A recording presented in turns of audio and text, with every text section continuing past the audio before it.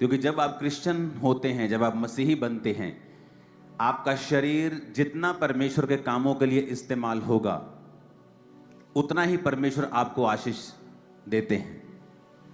बहुत से लोगों को लगता है कि हम अच्छी चर्च जाते हैं ना, बस हमारा पार्ट खत्म हो गया। ये तो पहला स्टेप है अभी आपका। आप किसी जीवित चर्च के साथ जुड़ते हैं दुनिया में कहीं भी, वो तो पहला स्टेप है। सेकंड स्टेप है, अगर वो जीवित चर्च है तो वहां पर परमेश्वर के करने वाले जीवित काम भी होंगे, असाइनमेंट्स होंगी, परमेश्वर के दर्शन के अनुसार जो परमेश्वर ने वहां पर दी होंगी।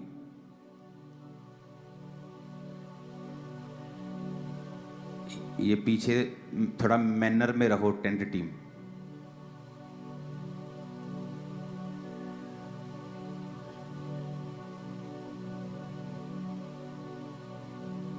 हालेलुया। तो जब आप अपना शरीर जो है परमेश्वर को देते हैं और वो आपके शरीर का इस्तेमाल करता है, किस तरह से? आप प्रार्थना करना शुरू करते हैं।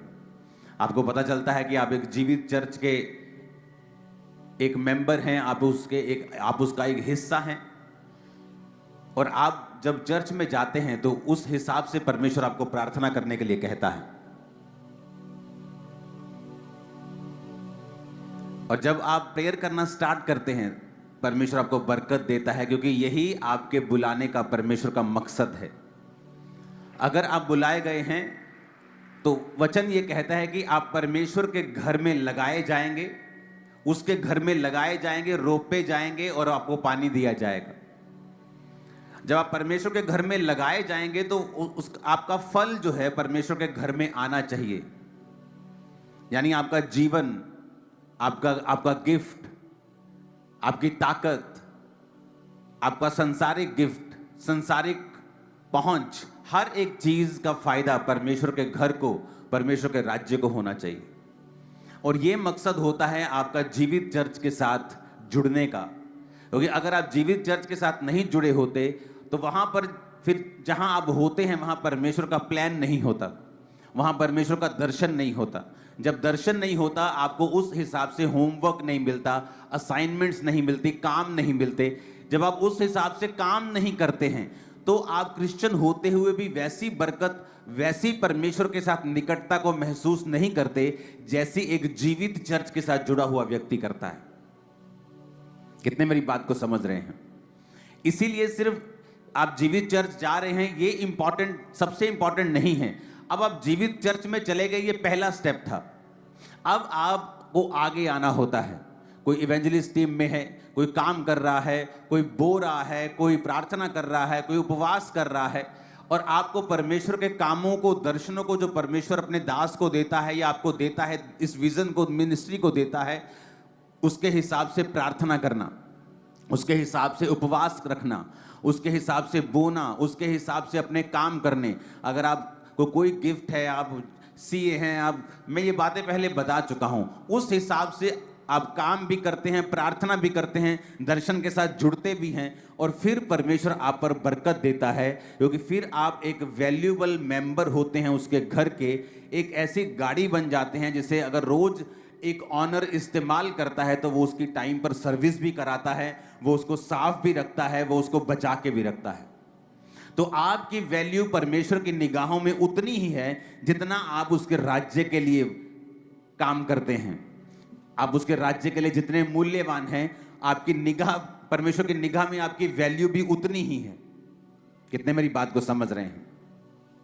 इसलिए आपने बहुत बार ये नोटिस किया होगा, जो लोग सेवकाई में होते हैं, इनडायरेक्ट जो ज्यादा सेवकाई में जुड़े होते हैं, आप देखना उनकी लाइफ में हीलिंग, उनकी लाइफ में डिलीवरेंस दूसरे लोगों के मुकाबले कहीं अधिक स्पीड से होती है, कहीं अधिक जल्दी से होती है। दूसरे लोगों के मुकाबले उनकी लाइफ में जो बरकत है वो कहीं अधिक तेजी से और ज्यादा होती है, क्योंकि वो परमेश्वर के राज्य के लिए मूल्यवान होते हैं। कितने मेरी बातों को समझ रहे हैं?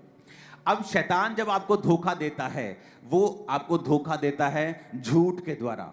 क्योंकि जब उसने हवा को भी भरमाया तो उसने झूठ कहा कि अगर ये फल तू खा लेगी तो ये फल खाने से तेरी आंखें खुल जाएंगी और तू परमेश्वर के तुल्य हो जाएगी। जबकि हवा ये भूल गई कि वो तो पहले से ही परमेश्वर के तुल्य बनाई गई है। तो उसे सिर्फ अच्छा देखना है, क्योंकि परमेश्वर ने सब कुछ अच्छा बनाया, उसे बुराई क्यों देखनी है? बुरे या भले के लिए उसकी आंखें वो क्यों खोले? लेकिन शैतान ने, बाइबल कहती है, उसे भरमाया, हवा ने वो फल खाया और अपने पति को भी खाने को दिया और वो गिर गए, बाइबल कहती है। उसके बाद कर्स आए। इमेजिन करो, आपका हार्ट, आपकी किडनी कितने हजार साल चलने के लिए बनाई गई थी। आज जो 40-40 साल, 30-30 साल में लोगों को हार्ट अटैक आ रहे हैं, 50 साल में अपने आप को बूढ़ा मान रहे हैं लोग, लेकिन आपको ऐसे नहीं बनाया गया था। इमेजिन करो, आदम की उम्र अगर वो 930 साल उसकी उम्र रही होगी, तो गिरने के बाद 900 साल की उम्र है उसकी। देखो, जब वो गिर गया पाप में, इमेजिन करो अगर वो पाप में नहीं गिरता तो कितने हजार साल उसकी उम्र परमेश्वर ने बनाई होगी। शायद 5000 साल, 10,000 साल, मैं नहीं जानता कितनी, लेकिन इमेजिन करो अगर गिरे हुए की उम्र 900 साल थी तो जागे हुए की और जीवित की उम्र कितनी होती। इमेजिन करो, आपका हार्ट, आपकी किडनी 900 साल, हजार साल, तो कम से कम गिरे हुए व्यक्ति की बात कर रहा हूं। इमेजिन करो 2000, 2500, 3000 साल चलने के लिए आपके हार्ट को बनाया गया था। आज कोई बिल्डिंग देख लो, 200 साल नहीं निकलते किसी बिल्डिंग के। आप दुनिया का सबसे महंगा प्लेन भी आज ले लोगे, 600 करोड़, 700 करोड़ का, 20 साल बाद वो भी पुराना लगने लग जाता है, सिर्फ 20 साल में। तो इमेजिन करो आप कितनी आपकी वर्थ है कि आप इतने सालों के हो जाते हैं और आपका हार्ट वैसे ही काम करता है, किडनीज वैसे ही काम करती हैं, सब चीजें वैसी ही काम करती हैं। कितना स्ट्रॉन्ग मैकेनिज्म है जो परमेश्वर ने बनाया। इसलिए बाइबल कहती है बुद्धि परमेश्वर से निकली है। दुनिया का सबसे बड़ा कंप्यूटर किसने बनाया? इसी बुद्धि ने, इसी इंसान ने बनाया। अगर वो मंगल पे भी जा रहा है तो किसकी वजह से? उसी बुद्धि की वजह से जो परमेश्वर ने दी है, उसी दिमाग की वजह से। तो इमेजिन करो परमेश्वर ने कितना शानदार आदम को बनाया था।